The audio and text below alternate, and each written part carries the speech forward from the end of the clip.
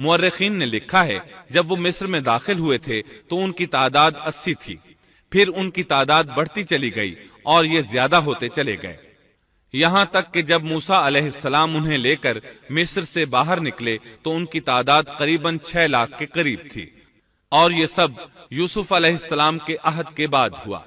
یوسف علیہ السلام کے زمانے میں مصر کا بادشاہ فرعون تھا۔ فرعون ایک لقب ہے جیسے قیصر، کسرا اور نجاشی لقب ہیں۔ ملک حبشہ کے ہر بادشاہ کو نجاشی کہتے ہیں۔ ملک روم اور قسطنطنیہ کے ہر فرمان روا کو قیصر کہتے ہیں۔ ملک فارس کے ہر بادشاہ کو کسرا کہا جاتا تھا۔ اسی طرح جو بھی ملک مصر کا بادشاہ بنتا تھا فرعون کہلاتا تھا، اور یہ سب اس زمانے کی باتیں ہیں۔ یوسف علیہ السلام کے زمانے میں اس فرعون کا نام ایان بن وعید تھا۔ اس کے عہد میں یوسف علیہ السلام صاحب اختیار ہو گئے۔ یہ آپ کا بہت احترام کرتا تھا، اچھی طرح جانتا تھا کہ یوسف علیہ السلام اس کے دین پر نہیں ہیں، اس کے باوجود وہ آپ پر اعتبار کرتا تھا۔ آپ ہی اس کی سلطنت کے اہم امور انجام دیتے تھے۔ یوسف علیہ السلام نے اپنی خداداد حکمت عملی سے ملک کو قحط سالی سے بچایا، بھوک اور افلاس سے نجات دلائی۔ اس لحاظ سے یوسف علیہ السلام کے دور میں بنی اسرائیل نے شاہانہ زندگی بسر کی۔ ملک مصر میں انہیں اعلی مقام حاصل تھا۔ ایان کی وفات کے بعد قابوس بن مصعب بادشاہ بنا۔ یہ نہایت ظالم، جابر اور مشرک تھا۔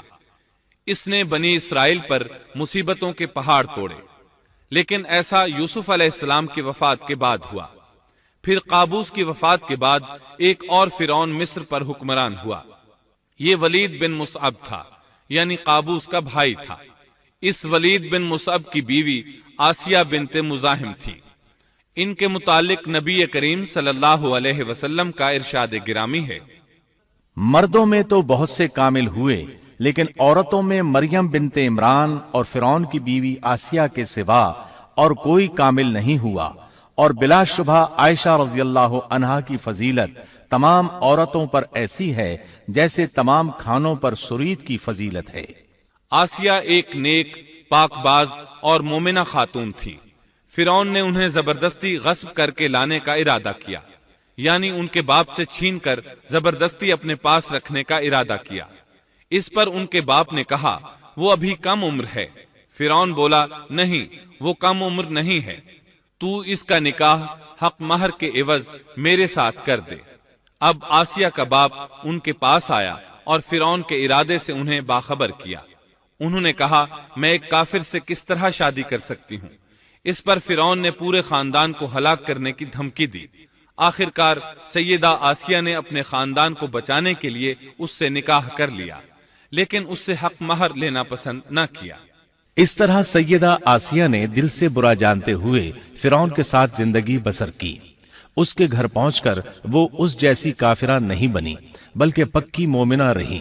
بہرحال یہ تھا ان کی شادی کا واقعہ۔ یہ فرعون یعنی ولید بن مصعب بہت جابر اور ظالم شخص تھا۔ ظلم و جبر کی ان آخری حدوں کو پہنچ گیا تھا جن تک شاید انسانوں میں سے کوئی بھی نہ پہنچا ہوگا، یہاں تک کہ اس نے رب ہونے کا دعویٰ کر دیا۔ وہ اللہ تعالیٰ کا انکار کرتے ہوئے کہا کرتا تھا، فرعون کہنے لگا اے درباریوں، میں تو اپنے سوا کسی کو تمہارا معبود نہیں جانتا۔ کہنے لگا تم سب کا رب میں ہی ہوں۔ اس نے الوہیت اور ربوبیت دونوں میں اللہ تعالیٰ سے جھگڑا کیا۔ اللہ تعالیٰ سورۃ القصص آیت 4 میں فرماتے ہیں، یقیناً فرعون نے زمین میں سرکشی کر رکھی تھی اور وہاں کے لوگوں کو گروہ گروہ بنا رکھا تھا، اور ان کے ایک فرقے کو کمزور کر رکھا تھا، اور ان کے لڑکوں کو تو ذبح کر ڈالتا تھا اور ان کی لڑکیوں کو زندہ چھوڑ دیتا تھا۔ بلا شک و شبہ وہ تھا ہی فساد کرنے والوں میں سے۔ اس نے لوگوں کے گروہ اور جماعتیں بنا رکھی تھیں۔ فرعون کے زمانے میں بنی اسرائیل سب سے حقیر اور کم درجہ قوم تھی۔ فرعون نے انہیں حد درجے ذلیل اور بے عزت بنا رکھا تھا۔ سبھی کو معاشرے میں نچلے طبقے میں شمار کیا جاتا تھا، جبکہ مصر میں یہی لوگ شاہانہ زندگی گزارا کرتے تھے۔ فرعون نے اعلان کرا رکھا تھا کہ بنی اسرائیل سب کے سب غلام ہیں۔ وہ ان سے زر خرید غلاموں کی طرح مزدوری لیا کرتا تھا۔ ان کی عورتوں سے لونڈیوں باندیوں جیسا برتاؤ کیا جاتا تھا، وہ جو چاہتا تھا ان سے کرتا تھا۔ اس نے یہ حکم اپنی رعایا میں عام دے رکھا تھا۔ مصر کے باشندے اعلیٰ درجے کے لوگ سمجھے جاتے تھے، وہ قبطی کہلاتے تھے۔ فرعون نے بنی اسرائیل کو غلام اور محکوم بنا رکھا تھا اور انہیں ہر طرح سے کمزور کر دیا تھا۔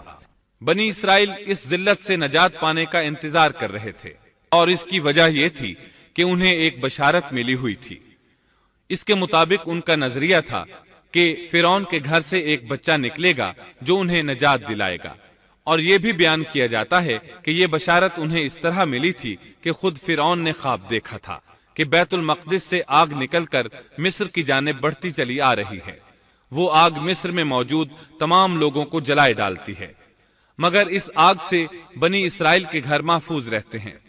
فرعون نے اس خواب کی تعبیر کاہنوں سے پوچھی، وہ کاہن اس کے نزدیک عالم تھے۔ انہوں نے خواب کی تعبیر یہ بتائی کہ بنی اسرائیل میں ایک بچہ ایسا پیدا ہونے والا ہے جس کی وجہ سے مصریوں کی ہلاکت ہوگی۔ یہ تعبیر سن کر فرعون ڈر گیا، تب اس نے ایک خوفناک حکم جاری کیا، بنی اسرائیل میں جو بچہ پیدا ہو اسے قتل کر دیا جائے۔ اللہ کی قدرت دیکھیے کہ ہارون علیہ السلام اس سے پہلے پیدا ہو چکے تھے اور موسیٰ علیہ السلام کی والدہ امید سے تھیں۔ فرعون نے اپنا حکم یوں جاری کیا تھا کہ اگر ان کے ہاں بیٹے پیدا ہوں تو انہیں قتل کر دو، بیٹیاں پیدا ہوں تو انہیں زندہ چھوڑ دیا جائے۔ چنانچہ ایسا ہی کیا جانے لگا، ہر نو مولود بچے کو قتل کیا جانے لگا، بچیوں کو چھوڑ دیا جاتا۔ یہ تھا بچوں کو ذبح کرنے کا حکم جو بنی اسرائیل میں شروع ہوا۔ اس کا طریقہ انہوں نے یہ اختیار کیا کہ ہر حاملہ خاتون کی نگرانی شروع کر دی۔ دایا عورتوں کے ذمے یہ ڈیوٹی لگائی کہ حاملہ مستورات کی اطلاع دیں گی، اور جو دایا اطلاع نہ دیتی اسے بھی قتل کر دیا جاتا۔ اس طرح فرعون اور اس کے وزیروں کو ہر نو مولود سے باخبر رکھا جاتا تھا۔ ان دنوں سیدنا موسیٰ علیہ السلام کی والدہ اپنے حمل کے ابتدائی دنوں میں تھیں۔ انہوں نے اس بات کو چھپائے رکھا اور دایا کا کام کرنے والی عورتوں سے بھی خود کو چھپائے رکھا، یہاں تک کہ درد ذہ کا وقت آ پہنچا اور انہوں نے بچے کو جنم دیا۔ اس بارے میں سوائے قریبی لوگوں کے کوئی نہیں جانتا تھا۔ بچے کی پیدائش کے بعد وہ فکر مند رہنے لگیں۔ حمل کے دنوں میں تو انہوں نے خود کو چھپا لیا تھا، اب بچے کو کیسے چھپائیں؟ پھر بھی اپنی پوری کوشش کرتی رہیں، یہاں تک کہ ان کے پاس اللہ کا حکم آ گیا۔ یہ حکم اللہ نے ان کے دل میں ڈالا تھا، یعنی القاء کیا گیا تھا۔ یہ وہ وحی نہیں تھی جو پیغمبروں پر آتی ہے۔ سورۃ القصص آیت 7 میں ہے، اور ہم نے موسیٰ کی ماں کو وحی کی کہ اسے دودھ پلاتی رہ، اور جب تجھے اس کی نسبت کوئی خوف معلوم ہو تو اسے دریا میں بہا دینا، اور کوئی ڈر خوف یا رنج غم نہ کرنا، ہم یقیناً اسے تیری طرف لوٹانے والے ہیں اور اسے اپنے پیغمبروں میں بنانے والے ہیں۔ مطلب یہ تھا کہ جب تفتیش اور تحقیق شروع ہو یا خطرات بڑھ جائیں تو اسے دریا میں ڈال دیں۔ اس آیت مبارکہ میں بیک وقت 2 خبریں، 2 احکام، 2 حکم امتناعی اور 2 بشارتیں ہیں، یعنی ہم نے موسیٰ کی ماں کو وحی کی کہ اسے دودھ پلاتی رہے، یہ 2 خبریں ہیں، اور جب تجھے خوف محسوس ہو تو اسے دریا میں بہا دے، یہ 2 حکم ہیں۔ کوئی خوف نہ کھا اور کوئی غم نہ کر، یہ 2 امتناعی حکم ہیں۔ ہم یقیناً اسے تیری طرف لوٹانے والے ہیں اور اسے اپنے پیغمبروں میں سے ایک پیغمبر بنانے والے ہیں، یہ 2 بشارتیں ہیں۔ اور پھر واقعی تلاش شروع ہو گئی، بنی اسرائیل پر سختی کی گئی۔ موسیٰ علیہ السلام کی ماں نے اللہ کے حکم کے مطابق بچے کو صندوق میں رکھا اور دریا میں چھوڑ دیا۔ ساتھ ہی موسیٰ علیہ السلام کی بہن سے کہا، تو بھی اس کے پیچھے پیچھے چلتی جا۔ چنانچہ وہ دریائے نیل کی موجوں میں چلے اور ان کی بہن کنارے کنارے چلی، اپنے بھائی کی نگرانی کرتی جا رہی ہے کہ دریا میں ڈالنے کے بعد کیا بنتا ہے۔ اللہ تعالیٰ سورۃ القصص آیت 11 میں فرماتے ہیں، موسیٰ کی والدہ نے ان کی بہن سے کہا، تو اس کے پیچھے پیچھے جا، تو وہ اسے دور ہی دور سے دیکھتی رہی اور فرعونیوں کو اس کا علم بھی نہ ہوا۔ صندوق بہتا ہوا فرعون کے محلات کے قریب آن ٹھہرا۔ محلات دریائے نیل کے کنارے تھے۔ اللہ تعالیٰ سورۃ القصص میں فرماتے ہیں، آخر فرعون کے آدمیوں نے صندوق اٹھا لیا، آخرکار یہی بچہ ان کا دشمن ہوا اور ان کے رنج کا باعث بنا۔ اب وہ اس کی بھلائی چاہ رہے ہیں، لیکن وہی فرعونیوں کے لیے وبال جان بننے والا تھا۔ اللہ سورۃ القصص آیت 8 میں فرماتے ہیں، کچھ شک نہیں کہ فرعون اور حامان اور ان کے لشکر تھے ہی خطا کار۔ فرعون کی بیوی نے فوراً پہچان لیا کہ یہ بچہ بنی اسرائیل میں سے ہے، چنانچہ اس نے کہا، اور فرعون کی بیوی نے کہا، یہ تو میری اور تیری آنکھوں کی ٹھنڈک ہے، اسے قتل نہ کرو، بہت ممکن ہے یہ ہمیں کوئی فائدہ پہنچائے یا ہم اسے اپنا بیٹا ہی بنا لیں، اور یہ لوگ شعور ہی نہیں رکھتے تھے۔ مطلب یہ کہ اس پورے معاملے میں اللہ تعالی کی تدبیر سے انہیں آگاہی نہیں تھی۔ اس پر فرعون نے کہا، یہ صرف تیری آنکھوں کی ٹھنڈک ہے، میری نہیں۔ میں نہیں چاہتا بنی اسرائیل کا کوئی بچہ میری نگرانی میں پلے، لہٰذا یہ صرف تیری ہی آنکھوں کی ٹھنڈک ہے۔ ابن عباس رضی اللہ عنہما فرماتے ہیں، اگر فرعون یہ بات کہہ دیتا کہ یہ میری بھی آنکھوں کی ٹھنڈک ہے تو اللہ تعالیٰ اسے ہدایت دے دیتا، لیکن اس نے یوں کہا، یہ صرف تیری آنکھوں کی ٹھنڈک ہے، میری نہیں۔ اور پھر ہوا بھی یہی، موسیٰ علیہ السلام آسیہ کی آنکھوں کی ٹھنڈک بن گئے، فرعون کی آنکھوں کی ٹھنڈک نہ بنے۔ اللہ تعالیٰ سورۃ القصص آیت 10 میں فرماتے ہیں، اور موسیٰ کی والدہ کا دل بے قرار ہو گیا، یعنی اس کا دل موسیٰ علیہ السلام کی یاد کے علاوہ دنیا کی ہر چیز سے خالی ہو گیا۔ ماں کی محبت اور ماں کے دل کا حال ذرا دیکھیے، مصیبت میں اس پر کیا گزرتی ہے، وہ مہربانی جو ماں کے دل میں ہوتی ہے، وہ محبت جو صرف اسی دل کا خاصہ ہے۔ ہم مردوں کی جماعت اس کیفیت کو نہیں جانتی جو مصیبت کے وقت ماں کے دل پر گزرتی ہے۔ چنانچہ اللہ تعالیٰ فرما رہے ہیں، اور موسیٰ کی والدہ کا دل بے قرار ہو گیا، یعنی موسیٰ علیہ السلام کی محبت کے سوا اس دل میں اور کچھ نہ رہا۔ ہر وہ چیز جو اسے دنیا میں پیاری تھی موسیٰ کی محبت پر غالب نہ آ سکی، بس دل میں موسیٰ ہی موسیٰ تھے۔